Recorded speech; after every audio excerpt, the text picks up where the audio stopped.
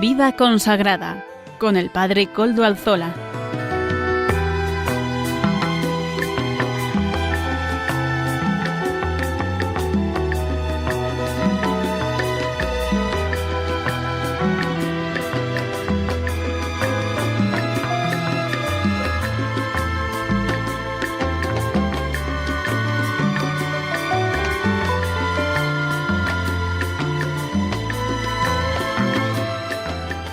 Buenas tardes, hermanos, amigos y oyentes. Hoy es jueves y son las 5 de la tarde, una hora menos en las Islas Canarias. Es por tanto la hora de vida consagrada aquí, en Radio María. Les saluda con sumo gusto, Padre Koldo Alzola, trinitario, emitiendo desde Algorta, Vizcaya, desde la parroquia del Santísimo Redentor. Y como ya es conocido para los oyentes del programa, nos encomendamos al inicio de este programa, del mismo, al Beato Domingo Iturrate, nuestro patrono y protector. Saludo también a quienes nos están ayudando en el control en Madrid. Gracias a su servicio podemos emitir en esta ocasión. En el programa de hoy contaremos con las siguientes secciones: Amaro Villanueva con la sección Música para Evangelizar, el Padre Luis Alfredo Gutiérrez Mendoza con su sección de Santos de ayer y hoy, y don Gilberto Fernández Escalante, nuestro colaborador laico, con Historia de la Iglesia, con la sección de formación, Historia de la Iglesia, Historia de la vida religiosa. Y, como no, también les voy a acompañar yo durante todo este programa, hoy que es 19 de marzo de 2026, solemnidad de San José. Muchas gracias a todos por estar aquí con nosotros, pero muchas felicidades a todos aquellos que celebran su onomástica, a los Josés, Pepes, a todos. Un saludo y una felicitación. Quiero también felicitar a todos aquellos que nos escuchan y que están celebrando sus fiestas patronales. Cómo no, a todos ellos nuestra felicitación desde aquí, desde este programa de vida consagrada en el que estamos. Muchas felicidades a todos aquellos que están también viviendo el Día del Padre hoy, a todos los padres de familia, a todos los que ejercen la paternidad responsablemente como nos lo pide la Iglesia. Felicidades a todos los padres. Recordamos también y pedimos por todos los padres difuntos, yo pido por el mío, que el Señor les conceda la paz eterna y les dé la plenitud de la vida en la resurrección. Y, cómo no, también quiero felicitar a todas las congregaciones, órdenes, institutos en general que tienen como patrono a San José, el esposo de la Virgen María. A él hay muchísimos carismas que surgen de la contemplación de este hombre, de San José, el esposo de la Virgen. También, cómo no, quiero saludar de un modo particular a todos los seminaristas de España y a todos los seminarios, a los que nos escuchan en este programa de vida consagrada. A todos ellos nuestra felicitación. Rezamos por las vocaciones sacerdotales, por todos aquellos que están en formación. A todos, pues, feliz día de San José. Feliz día de la solemnidad de San José. Hoy nuestro programa va a ir en torno a la figura de San José, como no podía ser de otra manera. Pero antes de empezar en el programa como tal, con los contenidos habituales, vamos a ir a Roma. Vamos a acercarnos a Roma, al Papa León. Ayer tuvo audiencia general. El Papa León ayer centró su catequesis semanal en una idea clave: el bautismo. Y dijo que no es solo un rito de inicio en la vida cristiana, sino en el momento que define la identidad y la misión de cada creyente. Lo explicó con palabras del Papa Francisco, diciendo que es el primer sacramento, que es el que sella para siempre nuestra identidad y del que deberíamos estar siempre orgullosos. En ese sentido, el bautismo. A través del bautismo, con la unción del Espíritu Santo, decía el Papa León, los fieles son consagrados para formar un templo espiritual y un sacerdocio santo. El pontífice retomó así el tema del Concilio Vaticano II y en particular la Constitución Lumen Gentium, un documento donde, entre otras cosas, se pone el acento en la dimensión comunitaria de la Iglesia. Por este motivo, León XIV subrayó que todos los fieles, y no solo los pertenecientes al clero, deben participar en la vida y la misión de la Iglesia. Decía el Papa, por el bautismo, todos los fieles reciben un sacerdocio común, que se enriquece y fortalece de modo especial con el sacramento de la confirmación. Esto es lo que son palabras textuales del Papa. Esta consagración está en la base de la misión común que une a los ministros ordenados y a los fieles laicos.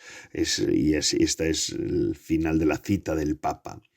En su mensaje final invitó a redescubrir el valor de pertenecer a la Iglesia, bendijo a los presentes y se cantó también el Padre Nuestro, como es habitual en las audiencias generales. Y ahora sí volvemos a la realidad, a la cruda realidad y la actualidad, y pedimos desde este programa por las iglesias perseguidas, ¿verdad? Y estoy pensando ahora en las iglesias de Oriente Medio. Yo por mi carisma, el carisma de los trinitarios, la persecución religiosa es uno de los temas nuestros y por eso quiero hacerme eco de esto, ¿verdad? La situación en Oriente Medio es cada vez más preocupante, hermanos. La escalada del conflicto sigue en aumento y son cada vez más los países involucrados en él. Bahrein, Kuwait, Qatar, Emiratos Árabes Unidos, Irak o el Líbano. Hemos escuchado hablar del Líbano estos últimos en repetidas ocasiones, no solamente por los continuos bombardeos que se están produciendo allí, sino también por el padre Pierre El Rai, el párroco maronita católico, cuya muerte ha conmocionado a toda la comunidad cristiana de ese país y también del mundo entero. El país de los cedros hace unos programas, si se acuerdan cuando el Papa estuvo allí, hablábamos nosotros en este programa sobre el país, sobre el Líbano. Ha recurrido a la Santa Sede para pedir ayuda y protección de los cristianos que se encuentran al sur, en la frontera con Israel. De esta forma, el ministro de Asuntos Exteriores, Youssef Raji, ha expuesto en una de sus cuentas de X, ¿verdad?, que ha mantenido una conversación telefónica con el arzobispo Paul Ricard Gallagher, secretario para las relaciones con los estados y las organizaciones internacionales. El ministro libanés decía que pidió a la Santa Sede que interviniera y mediara para ayudar a preservar la presencia cristiana en estos pueblos del Líbano, cuyos habitantes siempre han apoyado al Estado libanés y a sus instituciones militares oficiales y nunca se han apartado de este compromiso. Este objetivo de mantener la presencia de los cristianos en el Líbano fue algo en lo que ya hizo hincapié el propio Papa León XIV durante su primer viaje apostólico, ¿se acuerdan del que también hablamos en nuestro programa de vida consagrada? En el Líbano, el 35% de su población es cristiana y esta comunidad es muy diversa. La mayoría son maronitas, los ortodoxos griegos representan el 20% y los melquitas el 10% restante. Sin embargo, la comunidad cristiana se ha caracterizado en los últimos años por un éxodo forzado, provocado por los conflictos con Hezbollah y la persecución que sufren. Y esto no es algo que ocurre solamente en el Líbano. Si algún día no hay cristianos en Siria, decía Monseñor Jacques Murat, arzobispo de Homs en Siria, o en cualquier otro lugar, será un infierno, porque el Islam, los musulmanes, no son uno, están muy divididos, así que enseguida habrá una gran batalla sangrienta que no cesará en todo Oriente Medio. Según apunta la coordinadora de proyectos y representantes para el Líbano, Siria y Egipto de ayuda a la Iglesia necesitada, la Asociación Pontificia, la Fundación Pontificia para estas cuestiones, AIN, Mariel Butros, los nuevos bombardeos entre los que falleció el párroco de Kualayá, que es el padre Pierre raíz ya ha dejado más de 400 fallecidos y 1.200 heridos, datos que también aporta el Ministerio de Salud Pública del país. Una nueva crisis que aumenta con la escalada de violencia y que parece aún más intensa que la guerra precedente del 2024. Pidamos por estos hermanos nuestros, por los hermanos cristianos perseguidos. Yo creo que la Iglesia en España tiene que ser especialmente sensible en la oración y en la ayuda económica a todos ellos. Bueno, vamos a continuar con nuestro programa, pero antes vamos a escuchar una breve pausa de la mano de Radio María para continuar con el programa. Hasta ahora. El Concilio Vaticano II nos enseñó que el misterio del hombre solo se esclarece en el misterio del Verbo encarnado. Por tanto, para conocernos a nosotros mismos y el sentido de nuestra vida, necesitamos mirar a Jesucristo. Sin embargo, son muchas las personas que por no conocer al Señor viven sin sentido ni esperanza y a las que queremos que llegue la buena noticia a través de Radio María.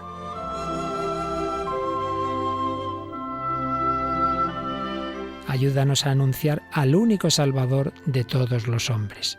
Contamos para ello con tu oración, compromiso voluntario y donativo. Con María, al servicio de la nueva evangelización.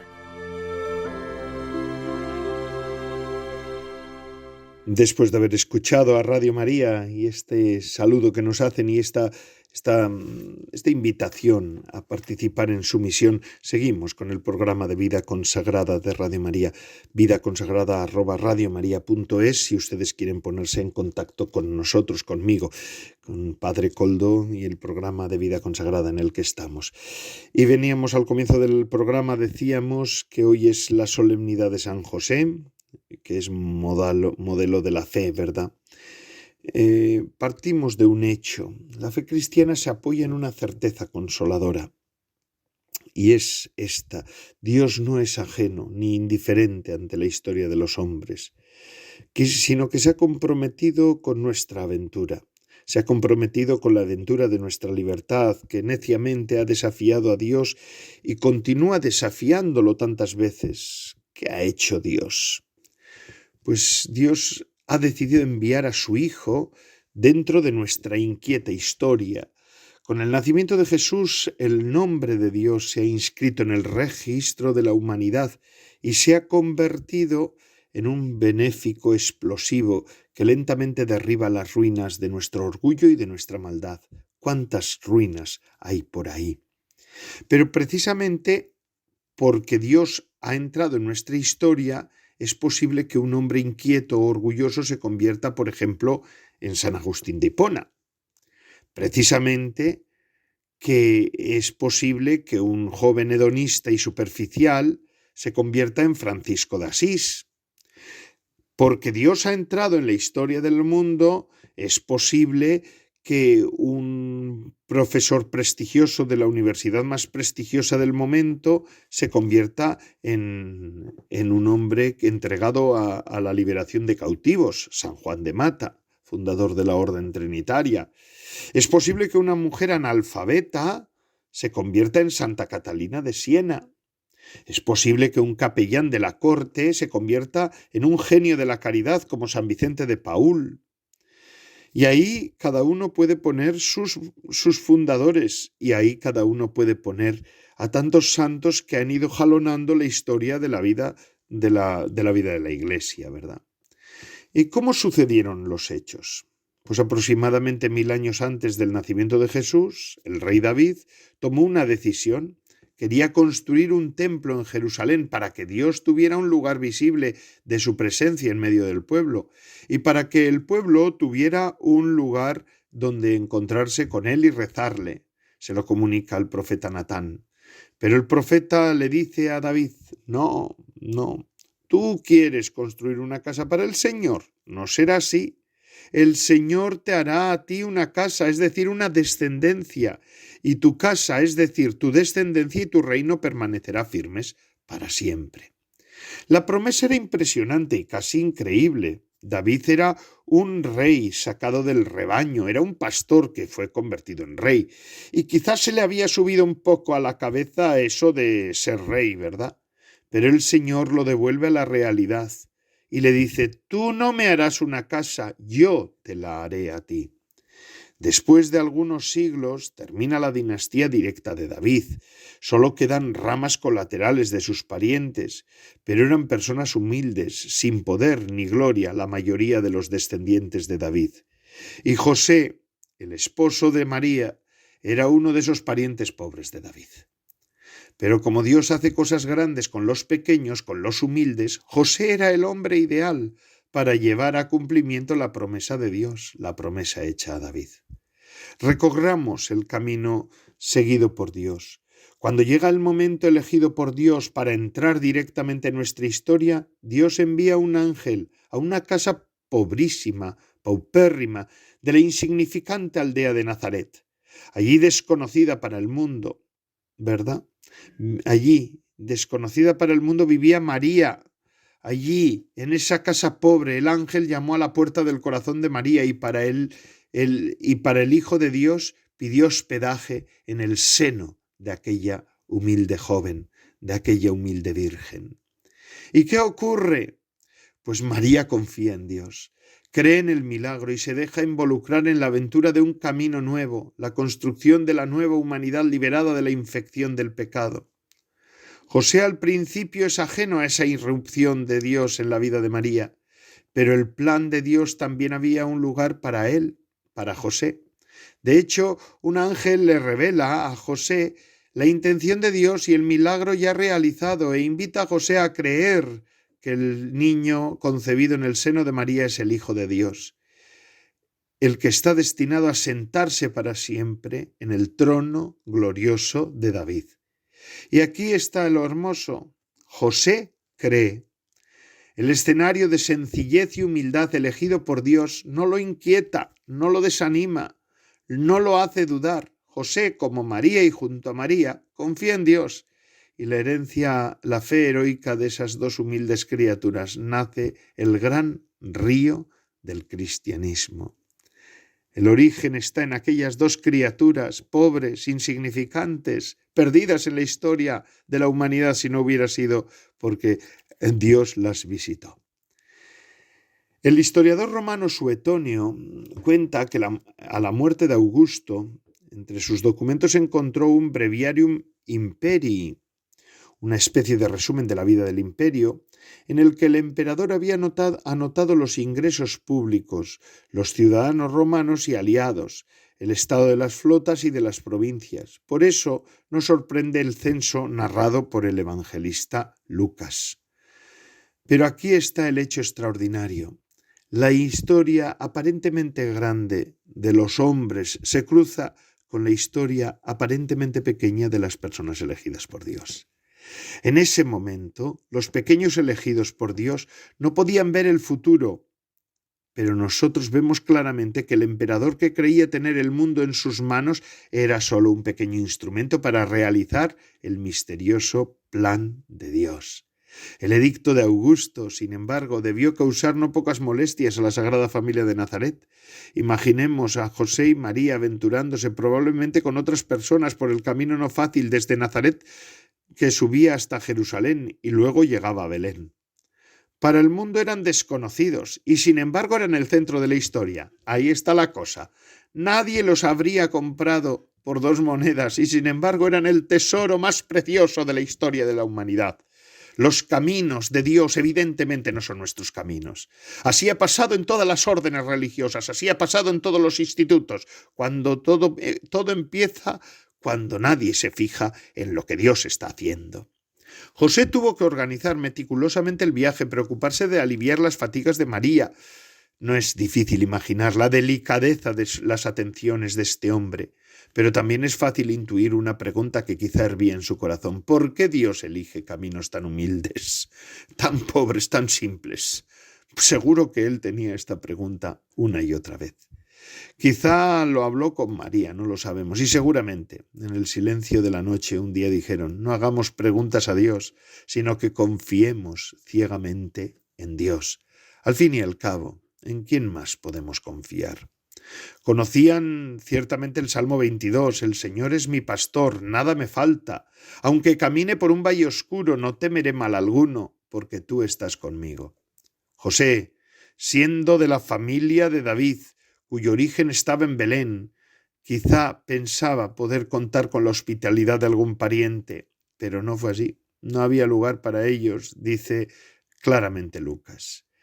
¿Y qué hace José? Decide encontrar un refugio en una de esas muchas grutas que se abren alrededor de Belén. Y allí nació, ¿quién? El Hijo de Dios, encarnado. Allí ocurrió el acontecimiento más sensacional de la historia, lo que cambia, lo que transforma la historia. Qué extraño podía parecer este descendiente de David destinado a sentarse en su trono para siempre y que en realidad yacía en un pesebre destinado a los animales. María y José comprendieron que el trono de Dios es la humildad y dijeron una vez más su sí. En aquella gruta sintonizaron su corazón con los sentimientos del corazón de Dios. Podemos imaginar la alegría de José cuando vio llegar a los pastores y arrodillarse ante el niño. Podemos imaginar su emoción cuando llegaron los magos de Oriente con dones misteriosos, guiados por una estrella aún más misteriosa. Pero la alegría duró poco. Un ángel le dijo a José, toma al niño y huye, y a su madre, y huye a Egipto, porque Herodes quiere matar a este niño. José podría haberse preguntado, ¿por qué? ¿Por qué debemos huir nosotros? Entonces, ¿qué poder tiene este niño si debe huir? Son preguntas que también nosotros nos habríamos hecho, pero Jesús, en medio de las dificultades, del cansancio del viaje hacia Egipto, comprendió que Dios no vence la maldad con otra maldad. Dios no vence al mal devolviéndole con otro mal. Dios es manso, es paciente, hace sufrir, hasta sufrir, Dios es paciente hasta sufrir, pero vence igualmente, porque la última palabra le pertenece siempre a Dios. Y ese viaje hacia Egipto, la fe de José alcanzó el nivel del heroísmo, un heroísmo que lo convierte en un modelo extraordinario de fe para todas las generaciones, también para la nuestra. Que la fe de José, hermanos y hermanas de vida consagrada que me están escuchando hoy, sea verdaderamente una estrella que ilumine hoy el camino de nuestra fe, de nuestras congregaciones, de nuestras órdenes. Hoy también nosotros, junto a José, podemos repetir las palabras del Salmo 22. Aunque camine por un valle oscuro, no temeré mal alguno, porque tú estás conmigo, tu vara y tu cayado me dan seguridad. Y con esto vamos a pasar a la siguiente sección. Vamos a hacer una pausa. Después de Amaro Villanueva y Música para Evangelizar tenemos todavía más secciones, así que Amaro Villanueva, Música para Evangelizar.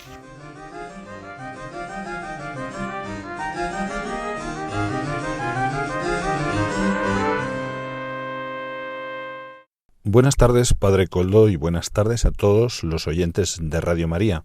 Bienvenidos a la sección de Música para Evangelizar. Muy bien, pues hoy escucharemos la canción Soy Feliz, interpreta el grupo Siervas.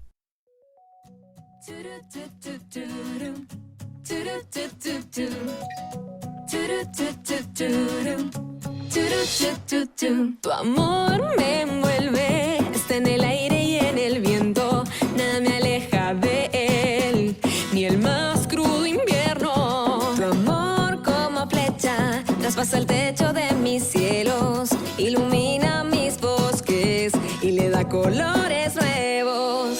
Me amas con locura y no lo entiendo, tú eres grande y yo tan pequeño. Soy feliz porque me amas, porque yo no hice nada para que esto suceda. Tú primero me amas. Soy feliz porque me amas, porque yo no hice nada para que esto suceda. Tú primero me amas.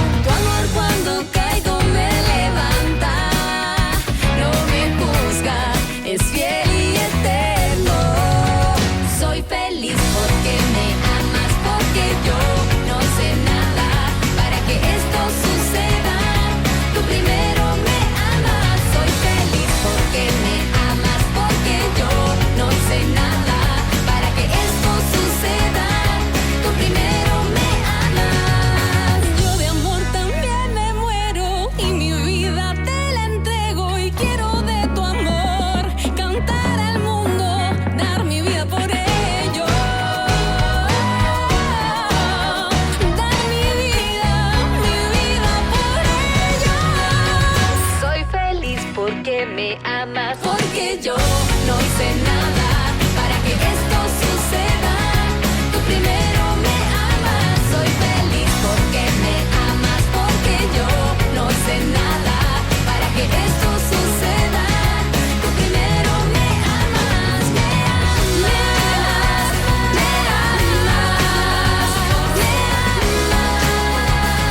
Tú primero me amas, me amas, me amas, me amas. Tú primero me amas. Turu-tu-tu-tu-ru, turu-tu-tu-tu, turu-tu-tu-tu-ru, turu-tu-tu-tu.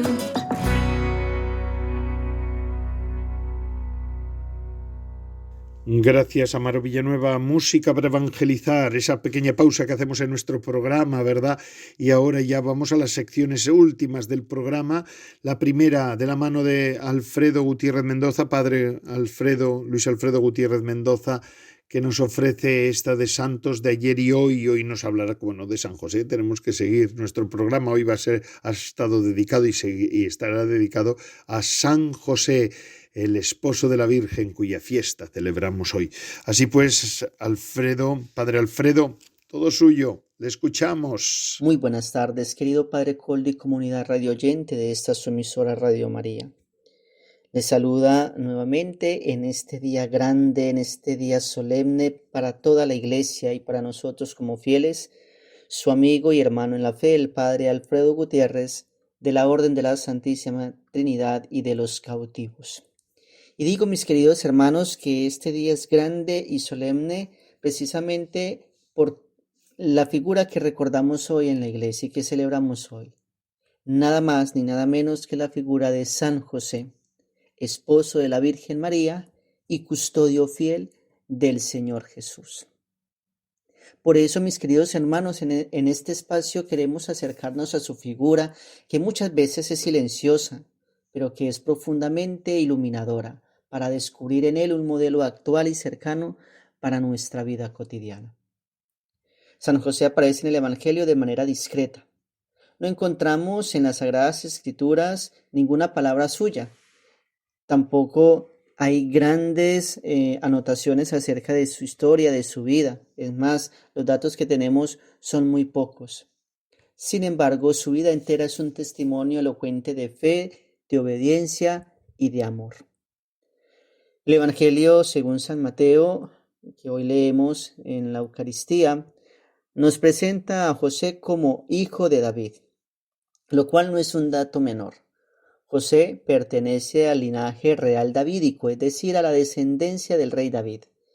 Este detalle cumple una promesa antigua de Dios. El Mesías vendrá de la casa de David.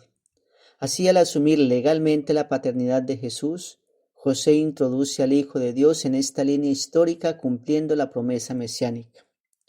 Recordemos, mis queridos hermanos, que Jesús no es hijo biológico de San José, pero José asume la paternidad legal. Y en la mentalidad judía, quien asume la paternidad legal es el padre de los hijos que asume. En este caso, José, al asumir a Jesús como hijo suyo, pues Jesús pasa a ser descendiente de su linaje. Y así se cumple la profecía davídica, ¿no? La promesa davídica.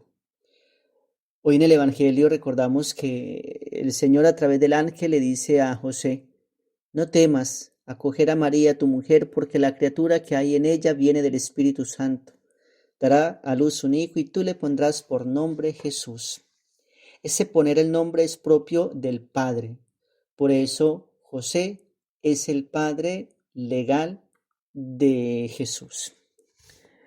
Pero podríamos hacernos una pregunta: ¿quién era José antes de todo esto? Pues la tradición nos lo presenta como un hombre justo, trabajador, probablemente dedicado a la carpintería, como nos dice el Evangelio. Alguien sencillo, profundamente creyente y enraizado en la fe de Israel. Algunos textos apócrifos, como el protoevangelio de Santiago, sugiere que José podría haber sido un hombre ya maduro, incluso hasta viudo, cuando fue elegido para desposarse con María. Y aunque estos detalles no forman parte de la revelación oficial, sí nos ayudan a imaginar a un José prudente, experimentado y profundamente humilde. El momento clave en su vida llega cuando descubre que María, su prometida, está encinta. Según la ley, esto podría ser motivo de repudio público. Sin embargo, José, como era justo y no quería denunciarla, decide repudiarla en secreto. Y aquí vemos ya una de sus grandes virtudes, la justicia, unida a la misericordia. José no busca su propio honor, José busca el bien de María. Es entonces cuando Dios interviene en su vida a través de un sueño. El ángel del Señor le dice que no tema, porque el hijo que ha concebido su prometida viene del Espíritu Santo. Y José hace algo extraordinario. José cree, no cuestiona, no exige pruebas, no pone condiciones, simplemente cree y obedece. Se levanta y hace lo que el ángel le había mandado. Los padres de la Iglesia, como San Juan Crisóstomo, destacan esta obediencia silenciosa como una de las grandezas más profundas de San José. Él no protagoniza, él no busca reconocimiento, pero su papel es esencial en el plan de salvación. A partir de ese momento, la vida de José está marcada por el servicio. Acompaña a María en el viaje a Belén, presencia el nacimiento del Salvador en la pobreza de un pesebre, protege a su familia huyendo a Egipto cuando la vida del niño está en peligro y luego regresa a Nazaret donde educa a Jesús en la vida cotidiana, en el trabajo, en la fe. San José es, por tanto, padre en el sentido más profundo, no por la carne, sino por el amor, la responsabilidad y la entrega. San Juan Pablo II, en su exhortación Redemptoris Custos, lo llama custodio del Redentor, subrayando que José fue elegido por Dios para cuidar lo más precioso, su propio hijo. Y aquí surge una pregunta para nosotros, mis queridos hermanos: ¿cómo podemos aprender hoy de San José? Pues en primer lugar, su fe confiada. José cree incluso cuando no entiende del todo. En nuestra vida muchas veces queremos tener todo claro antes de dar un paso. José nos enseña a confiar en Dios, incluso en la incertidumbre. En segundo lugar, su obediencia. No una obediencia ciega, sino una escucha profunda de la voluntad de Dios. ¿Cuántas veces, queridos hermanos, sentimos que Dios nos habla en lo cotidiano, en la oración, en los acontecimientos? José nos invita a estar atentos y disponibles. En tercer lugar, su humildad. San José vive en lo oculto, sin protagonismo. En una cultura donde muchas veces buscamos reconocimiento, José nos recuerda el valor de lo pequeño, de lo escondido, de lo fiel en lo cotidiano. También destaca su responsabilidad. José asume su misión con valentía: proteger, proveer, acompañar. Hoy su figura es especialmente significativa para los padres de familia, para los trabajadores, para todos aquellos que cuidan de otros. De hecho, hoy aquí en España celebramos el Día del Padre. Hoy, Día de San José, Padre y custodio de Jesús. Le recordamos y le exaltamos y recordamos con él a todos los padres del mundo. Qué bonito que en este día celebremos este día tan humano para nosotros, recordar a nuestros papás, pidiendo a San José su intercesión por ellos y pidiendo a Dios que todos los hombres que son papás sean papás al estilo de San José. El Papa Francisco ha resaltado en su carta Patris Corde, Corazón de Padre, que José es un padre amado, tierno y valiente. Un padre que sabe tomar decisiones difíciles y confiar en Dios en medio de las pruebas. Y finalmente, San José es modelo de silencio, pero no un silencio vacío, sino un silencio de escucha, de presencia, de amor. En un mundo lleno de ruido, su ejemplo nos invita a redescubrir el valor del silencio interior. Para saber escuchar la voz de Dios, en nuestra vida. Mis queridos hermanos, hoy más que nunca necesitamos figuras como la de San José, hombres y mujeres capaces de confiar en Dios, de servir con humildad, de amar con fidelidad. Por eso hoy más que nunca debemos pedir su intercesión. San José, custodio fiel, enséñanos a creer, a obedecer y amar como tú. Ayúdanos a vivir nuestra fe con sencillez y valentía y a descubrir la presencia de Dios en lo cotidiano. Que este día de San José también sea un día para nosotros exaltar la figura de nuestros padres, los buenos, los que como José viven en el silencio, como los que, al igual que San José, escuchan y tal vez cuando no entienden muchas cosas, confían en Dios, confían en su familia, las protegen, las cuidan. Pidamos por todos aquellos hombres que siendo papás no han cumplido con su labor y con su función, para que la intercesión de San José les acompañe, les anime y reivindiquen ese papel tan importante en la sociedad de ser padres, custodios de la fe, custodios del amor, custodios de la responsabilidad, custodios de la familia. Que María Santísima, la Madre del Señor, esposa de San José, nos acompañe, nos ayude, nos bendiga y sea ella quien también nos ayude a saber reconocer la grandeza de la figura del Padre en nuestros hogares y en nuestra familia, pero sobre todo a ser fieles discípulos de su Hijo Jesús.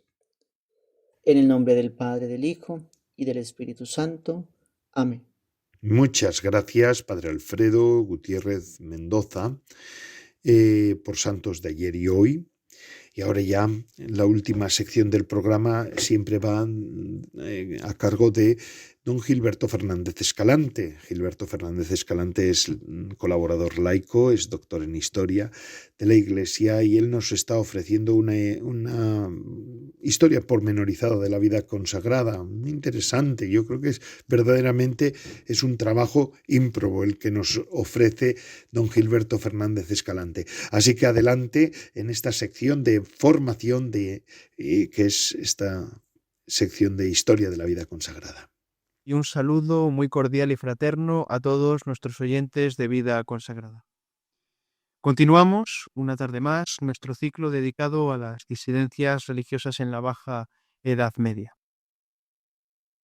Y, como hemos hecho en programas anteriores, ¿no?, hemos dado figuras polémicas, ¿no?, complejas, y hemos visto que en mayor o menor medida, en todas las herejías que hemos descrito, el conflicto giraba en torno a la autoridad eclesiástica, a la interpretación de la Escritura o a la relación entre la Iglesia y la sociedad. Sin embargo, hoy nos acercamos a un fenómeno diferente, podríamos decir que más difícil de delimitar o de sistematizar, el cual estaba profundamente vinculado al mundo de la espiritualidad, ¿no? Estamos refiriendo a la llamada herejía del libre espíritu.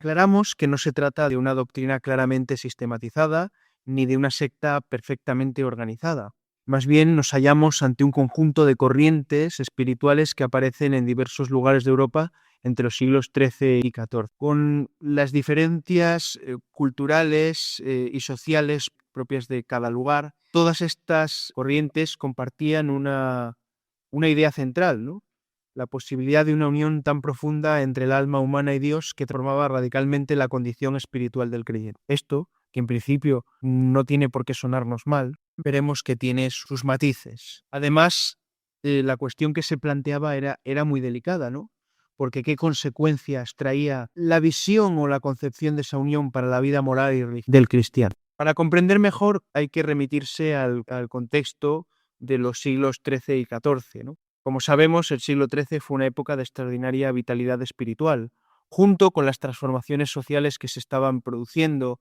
máxime en el medio urbano, aparecieron nuevas formas de vida religiosa. Durante una gran parte importante, ¿no?, de los últimos programas nos dedicamos a hablar de las órdenes mendicantes que precisamente surgen en este marco, ¿no? Pero también se desarrollan nuevas formas de predicación y espiritualidad.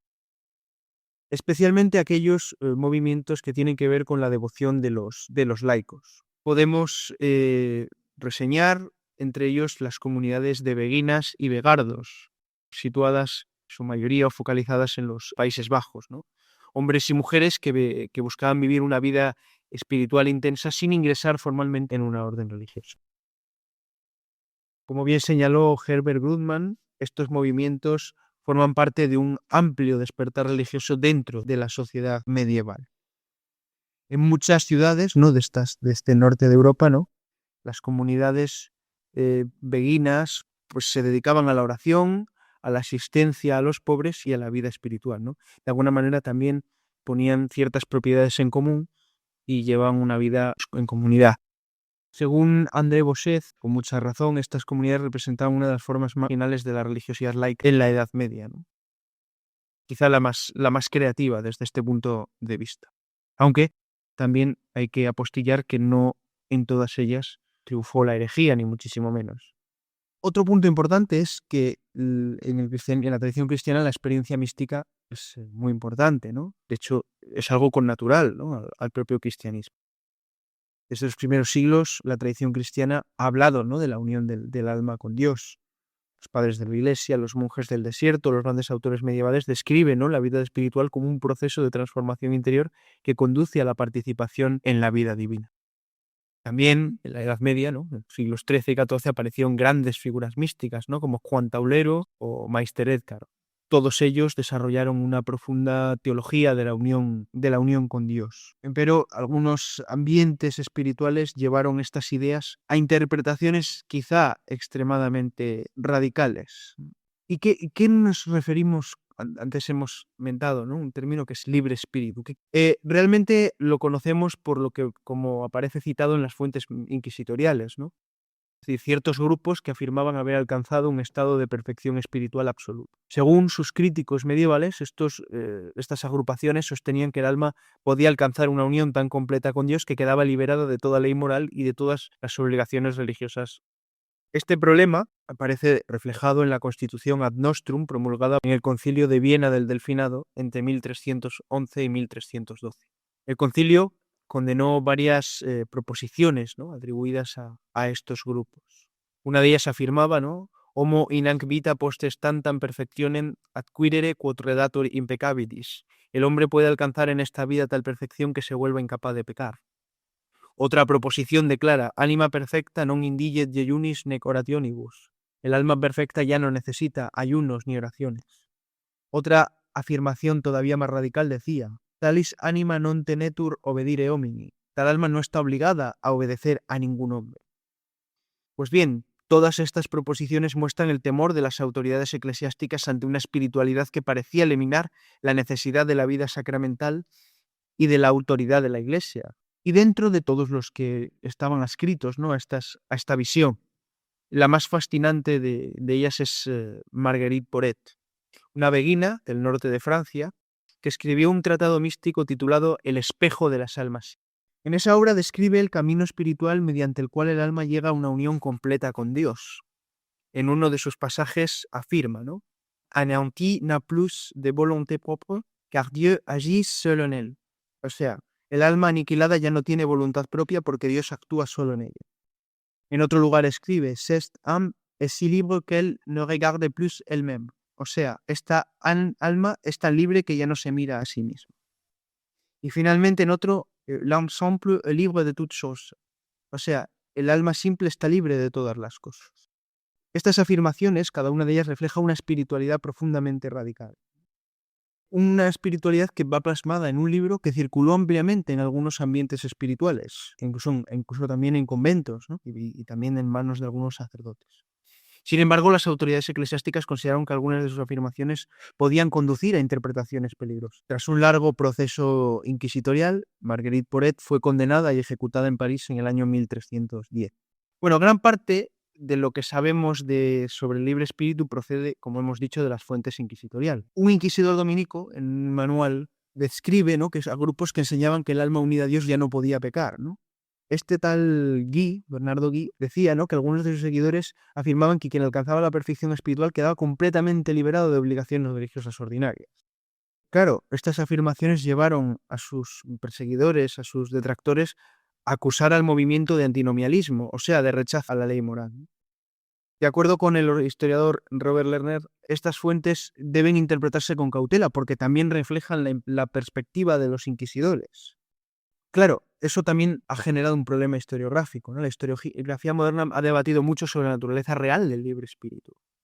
Durante mucho tiempo se pensó que existía una secta organizada con una doctrina definida, ¿no? Sin embargo, según estudios posteriores, hemos visto que el fenómeno era muchísimo más complejo. Robert Lerner propuso además que el libre espíritu fue probablemente una etiqueta utilizada por los inquisidores para referirse a diversas corrientes espirituales radicales, ¿no? Otros, como Bernard McGinn, Amy Hollywood o Barbara Newman, han insistido en que muchas experiencias místicas medievales eran difíciles de clasificar dentro de categorías doctrinales rígidas. Como vemos en investigaciones más recientes, se sabe o se tiene la sospecha, ¿no?, de que las autoridades de la Iglesia construyeron categorías de herejía para gestionar fenómenos espirituales complejos. Desde un punto de vista espiritual, ¿no?, vemos que el caso del libre espíritu plantea una cuestión muy profunda. La unión con Dios es el destino último de la vida cristiana, ¿no? Pero esa unión no elimina la humildad, ni la obediencia, ni la vida sacramental. De hecho, los grandes místicos de la tradición cristiana insisten precisamente en lo contrario, ¿no? Cuanto más profunda es la unión con Dios, mayor es la humildad. Bueno, y para concluir, diremos, ¿no?, que el fenómeno del libre espíritu refleja la extraordinaria intensidad espiritual de la Baja Edad Media, ¿no? Es una época en la que muchos cristianos buscaban una relación más profunda y directa con Dios, pero nos recuerda también algo esencial, que la experiencia espiritual necesita de un discernimiento. La auténtica mística cristiana no conduce a la ruptura, sino a una comunión más profunda.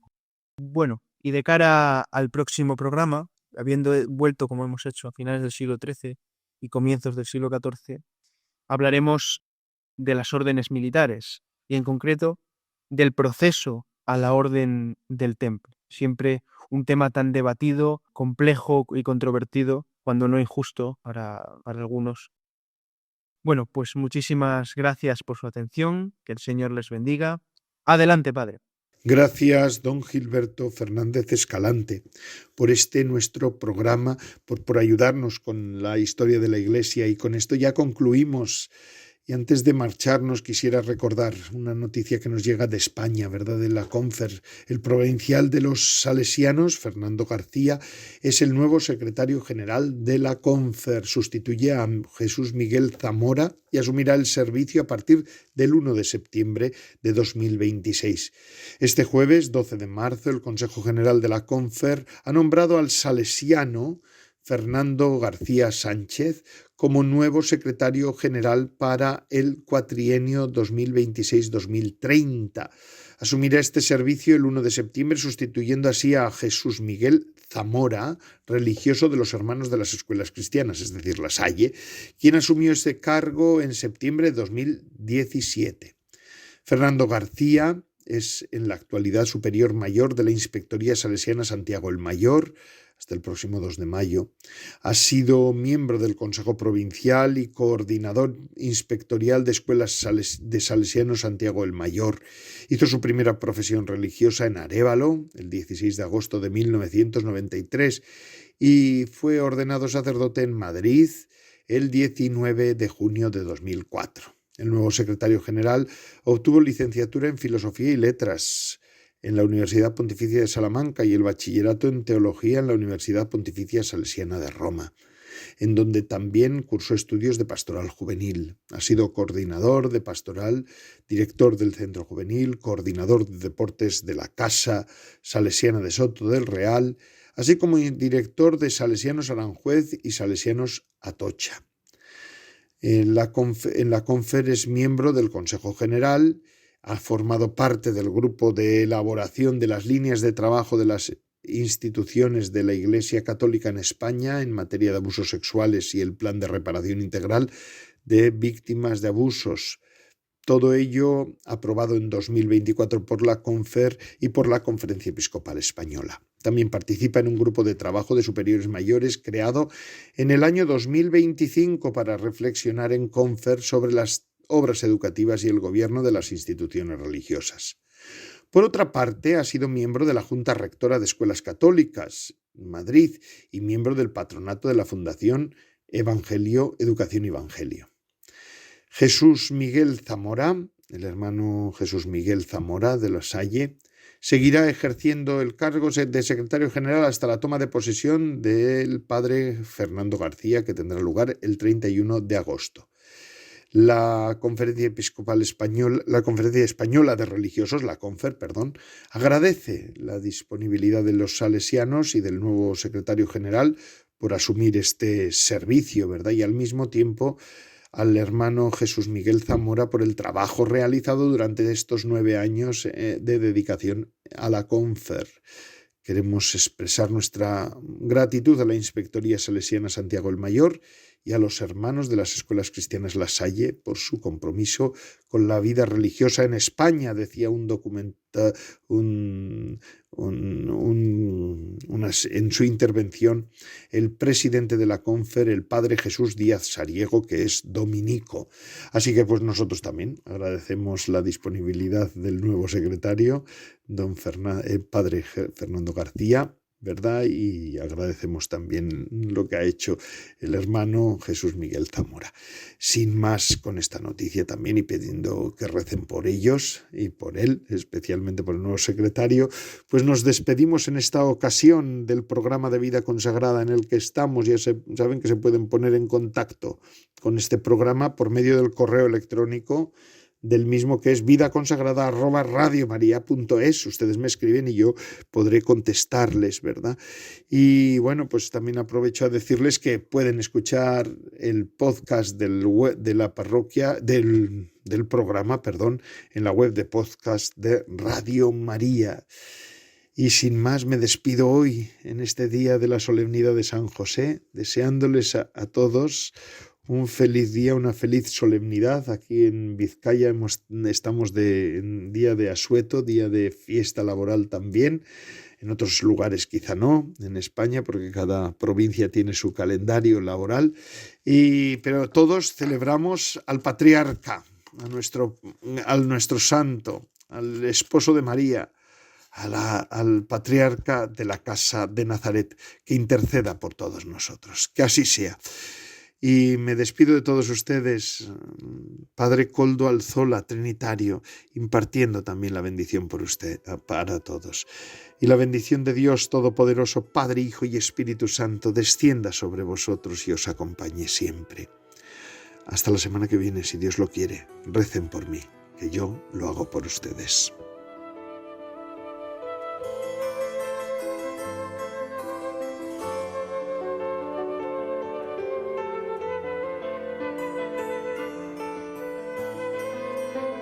Vida Consagrada con el Padre Koldo Alzola.